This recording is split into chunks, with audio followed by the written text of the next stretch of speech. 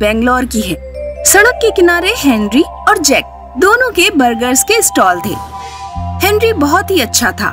वो अपने बर्गर्स में अच्छी सामग्री का इस्तेमाल करता था, जैसे कि अच्छी सब्जियां, अच्छे आलू, अच्छा तेल और अच्छे क्वालिटी के बर्गर्स बन। और जैक को बस पैसे कमाने का लालच था। वो सड़ी गली सब्जियां, सस्ता तेल, पुराने आलू का इस्तेमाल करता था। दोनों के बर्गर्स 50 रुपए के थे, पर फिर भी हेनरी से ज्यादा जैक के बर्गर्स बिका करते थे। देखो भाई, तुम हमेशा बोलते हो ना, अच्छे कर्मों का फल अच्छा होता है।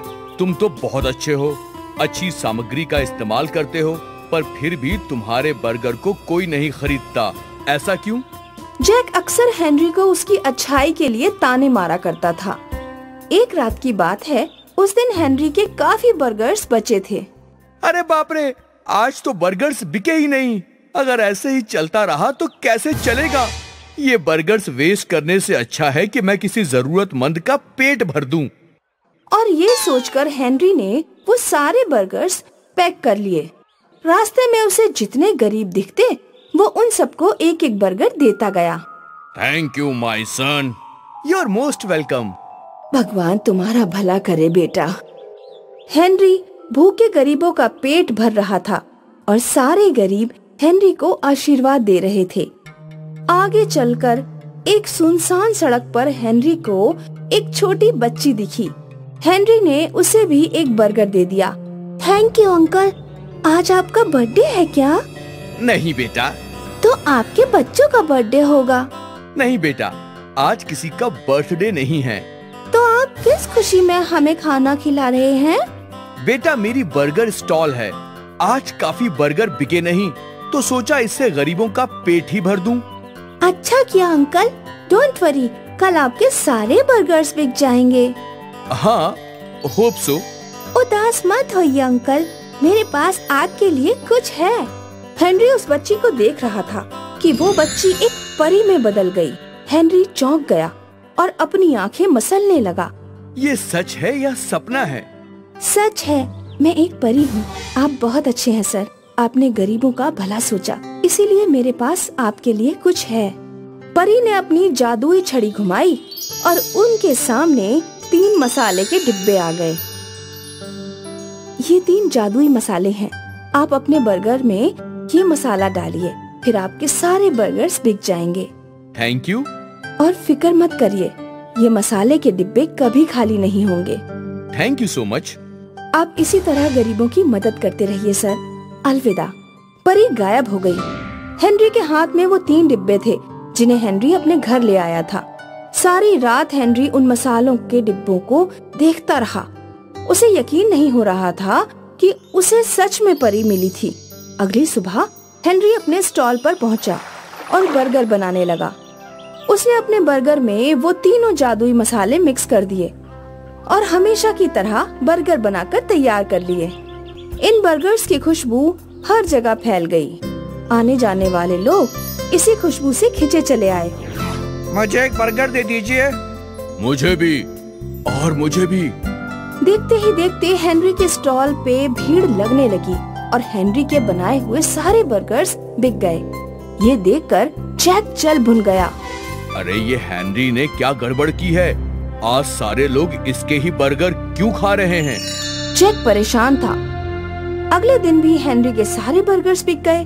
तो जैक ने हेनरी से पूछा, क्या बात है भाई, आजकल तुम्हारे सारे बर्गर्स बिक रहे हैं? हाँ, क्योंकि मैं अच्छी चीजों से बर्गर बनाता हूँ, वो भी जादुई मसाले डालकर। जादुई मसाला? तुम नहीं समझोगे। हेनरी का बर्गर स्टॉल अच्छा चल रहा था, ये जैक को अच्छा नहीं लग रहा था। जैक अपनी हर कोशिश कर रहा था। उसने दाम गिरा दिए, फिर भी लोग हेनरी के बर्गर ही खा रहे थे। एक दिन जैक ने सोचा कि वो जादुई मसालों के बारे में पता करके ही रहेगा। इसीलिए जैक हेनरी की गैर हाजिरी में जादुई मसाले ढूंढने लगा। यहीं कहीं होगा जादुई मसाला। जैक को वो 3 जादुई मसालों के डिब्बे दिखे, पर जैसे ही जैक ने उन मसालों की डिब्बियों को हाथ लगाया तो सारे मसाले उसकी आंख में उड़ गए। मसालों की मिर्ची से जैक यहाँ वहाँ भागने लगा। उस दिन के बाद फिर कभी जैक ने 3 जादुई मसालों को छीनने की कोशिश नहीं की। कुछ महीनों में हेनरी ने जादुई मसालों से बने बर्गर बेचकर काफी पैसे कमा लिए। अब उसका छोटा सा स्टॉल एक बड़ा बर्गर जॉइंट बन चुका था और अब भी उसके बर्गर्स की खुशबू कस्टमर्स को आकर्षित कर रही थी। हेनरी हर रात बर्गर जॉइंट बंद करने के बाद एक्स्ट्रा बर्गर्स बनाया करता था। सर, ये बर्गर हम रोज क्यों बनाते हैं? गरीबों के लिए। पर क्यों? ये तुम नहीं समझोगे। हेनरी रोज ये सारे बर्गर्स अपने हाथ से गरीबों में बांटा करता था। धन्यवाद बेटा। Thank you.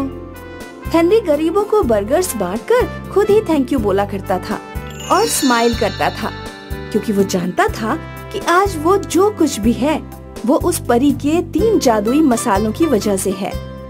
उस रात अगर वो बर्गर्स नहीं बांटता तो आज उसका भी भला नहीं हो पाता। इसीलिए कहते हैं, कर भला तो हो भला। ये किस्सा है एक गांव में रहने वाली सरोज का। सरोज भावुक बातें करके लोगों का फायदा उठाने वाली एक चालाक और झूठी औरत थी। सुमित और दीपिका, पड़ोस वाली पिंकी हमारे घर आ रही है। तुम दोनों जल्दी से माथे पर गीली पट्टी डालकर और चादर ओढ़कर सो जाओ। कुछ देर बाद जब सरोज ने पिंकी के कदमों की आवाज सुनी तो उसने अपने लड़के और लड़की के मुंह में एक एक थर्मामीटर भी दे दिया। सरोज बहन, तुमने मुझसे पिछले महीने 2000 रुपए उधार लिए थे। मेरे घर मेहमान आ गए हैं, कुछ खर्चा ज्यादा होगा। क्या तुम मुझे 2000 लौटा दोगी? बहन, मेरे बच्चे कल रात से बीमार हैं। कल ही मैं इनकी 5000 की दवा लेकर आई हूँ। मैं तुम्हारे पैसे अगले महीने लौटा दूंगी। बहन, अगर तुम्हारे पास इस समय 4-5 किलो आटा हो तो मुझे दे जाओ। सारे पैसे दवा में खर्च हो गए। घर में एक अनाज का दाना भी नहीं है। पिंकी को सरोज के बच्चों पर दया आ गई।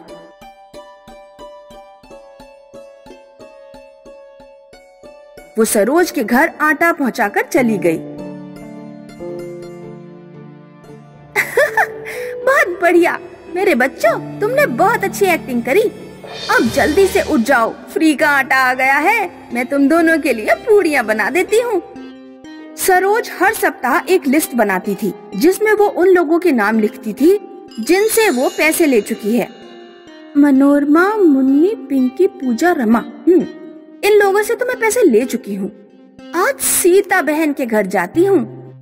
सरोज ने अपनी लड़की के सर पर टमाटर फोड़कर पट्टी बांध दी और गांव में रहने वाली एक औरत सीता के घर ले गई। सीता बहन, मेरी बेटी के सिर में चोट लग गई है। क्या तुम मुझे 4000 रुपए उधार दे दोगी? मुझे अभी इसे अस्पताल लेकर जाना है। हाँ बहन, अभी देती हूँ। इस तरह लोगों से पैसे ठगना सरोज की आदत बन चुकी थी। एक दिन जब पिंकी सरोज के घर के पास से गुजर रही थी तो उसने सरोज और उसके बच्चों के हंसने की आवाज सुनी। पिंकी ने खिड़की से झांक कर देखा तो सरोज अपने बच्चों के सर पर टमाटर छोड़कर पट्टी बांध रही थी और किसी से पैसे मांगने जाने की तैयारी कर रही थी। ये सब देखकर पिंकी सारी बात समझ गई।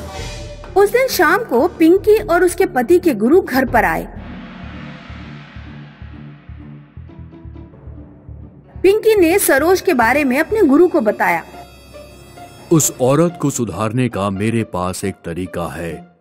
गुरु ने पिंकी को एक डिब्बे में जीरा दिया। ये साधारण जीरा नहीं है। अगर ये पेट में चला जाए तो इंसान जो भी बात बोलेगा वो सच हो जाएगी। पिंकी तुरंत जादुई जीरा लेकर सरोज के घर पहुंची।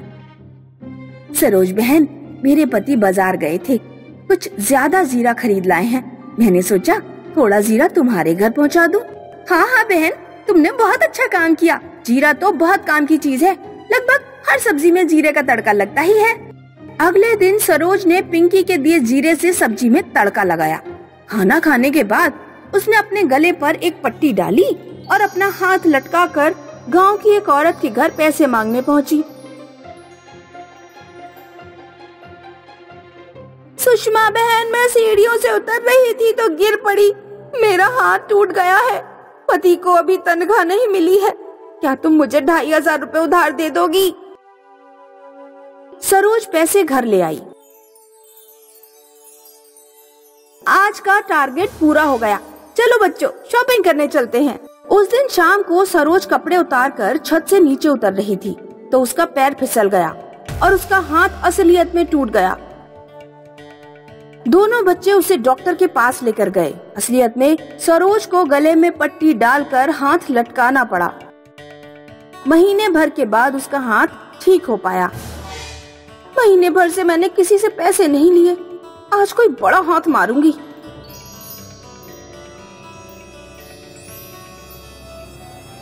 सुनो जी, मैंने और बच्चों ने बहुत एक्टिंग कर ली, इस बार तुम्हारी बारी। पिंकी अपने घर पर बैठी लौकी छील रही थी। अचानक सरोज रोती हुई पिंकी के घर पहुंच गई। पीछे उसके दोनों बच्चे खटिया पर अपने पापा को लेकर आ रहे थे। पिंकी बहन, मेरे पति को हार्ट अटैक पड़ा है, अस्पताल लेकर जाना है, कहीं से भी 50,000 का इंतजाम कर दो, मैं तुम्हारा एहसान जिंदगी भर मानूंगी। पिंकी जानती थी कि सरोज एक्टिंग कर रही है, फिर भी उसने सरोज को 50,000 दे दिए। सरोज का परिवार जब रात में 50,000 मिलने की खुशियां मना रहा था, तब उसके पति को अचानक असलियत में हार्ट अटैक आ गया। हे भगवान, ये क्या हो रहा है? उस दिन मैंने हाथ टूटने का बोला था तो वो भी बात सच हो गई, और आज हार्ट अटैक की बात बोली, ये भी सच हो गई। अब मैं क्या करूं? रात में तो डॉक्टर भी नहीं मिलेगा। जब सरोज और उसके बच्चे रोने लगे तो पिंकी और पिंकी के गुरु सरोज के घर पहुँचे। मैंने तुम्हें अपने गुरुजी से लेकर जादुई जीरा दिया था, तुम उसे खा रही हो, इसीलिए तुम्हारे मुंह से निकली हर बात सच्ची हो रही है। अब कहो, झूठ बोलने का मजा आ रहा है या नहीं? मुझे माफ कर देना पिंकी बहन, अब मैं इस तरह कभी झूठ बोलकर पैसे नहीं लूंगी। गुरुजी, मुझे माफ कर दो, लेकिन मेरे पति को ठीक कर दो, मैं वादा करती हूँ अब कभी लोगों की भावनाओं का गलत फायदा नहीं उठाऊंगी। सरोज गुरुजी के पैरों पर गिरकर माफी मांगने लगी।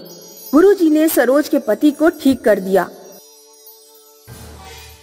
उस दिन के बाद से सरोज ने झूठ बोलकर और लोगों की भावनाओं का शोषण करके पैसे लेने बंद कर दिए।